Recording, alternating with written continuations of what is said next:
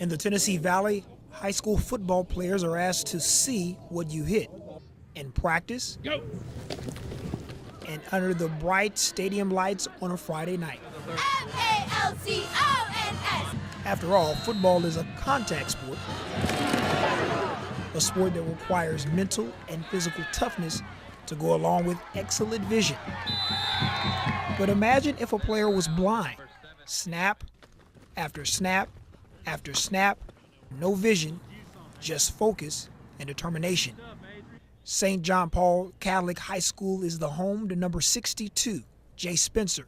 Number 62 plays center. He's legally blind. I love football, and really I don't know what else I would do without it. It's very much a part of my life. As a child, Jay was diagnosed with LCA, Leber's congenital amaurosis. LCA is a rare disease that affects 1 in 80,000 people. I can't really see straight forward at all. I can see out of my right eye, but it's a lot more blurred. So a lot of times if I want to see something, I'll turn my head. Go.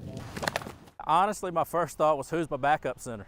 Was my first thought, and I think that's a natural reaction until I got to meet Jay and I got to watch some film on him and things like that. Our guards will lead him out to the huddle when we're on offense, but they'll also get on to him if he's not doing his job. They treat him just like another guy, and if he's not working right or doing something in practice, those guys will let him know pretty quick. Me and him played on the same football team in 6th grade, and he's just progressing from there, and he's pretty much not let his blindness affect him on the field. That's the thing with Jay, never complains, has never been upset about the cards he's been dealt. He just understands it's one more thing he's got to do and he's got to work a little harder. You know, never complains, classroom, football field, anywhere. Takes care of business and just gets after it. I'm lucky enough to have parents who will say my kid's blind, but I'll still let him play football. So I'm very lucky in that sense. I feel very fortunate. The whole visual impaired thing, blind, I've never really seen it as a limitation. Go. From the line again.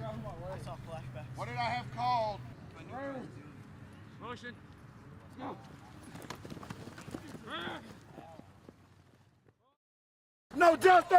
No peace! No justice! No peace! We really want justice in this case of Horatio Rice.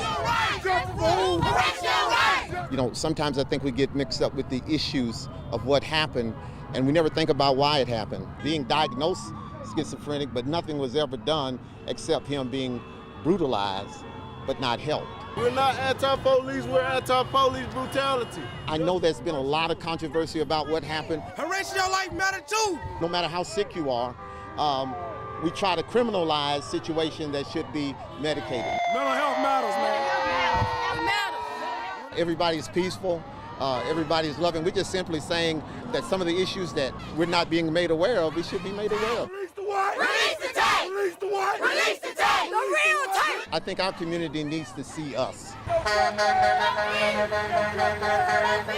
When issues come up, we tend to deflect them rather than confront them. Show the video! Release the tape!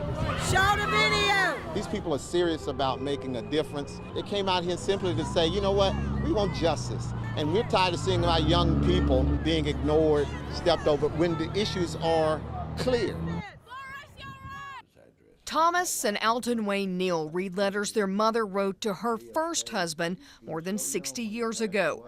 They never knew the notes existed. Ruby Moore was a young woman when she fell in love with Joe Moore. She lived on Route 1 in Grant, Alabama. Joe was stationed at Fort Campbell, Kentucky. The couple married shortly after the start of the Korean War. Ruby wrote faithfully to her Joe, often calling him my darling. Then tragedy struck. He was in the service, and they decided to get married. He come home to get married. He was on his way back to base, and he had a drastic car wreck and killed everybody in the car. And of course, I'm sure it was devastating to my mother. Heartbroken, the love letters between Ruby and Joe stopped. Ruby remarried and talked about the short time she spent with Joe to her sons. Alton Wayne believes his mother never got over her first true love. She said that a part of him would always be in her heart.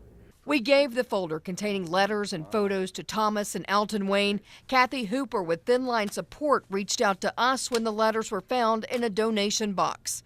While Thomas and Alton Wayne are not Joe's children, both say they have an interest in their mom's first marriage. She talked about Joe, and she talked about how much she loved him. I took it that they had a real good relationship and were very happy for the short time they were married. That happiness now only words left on paper, cherished keepsakes for Ruby's sons. It's part of history, part of my family.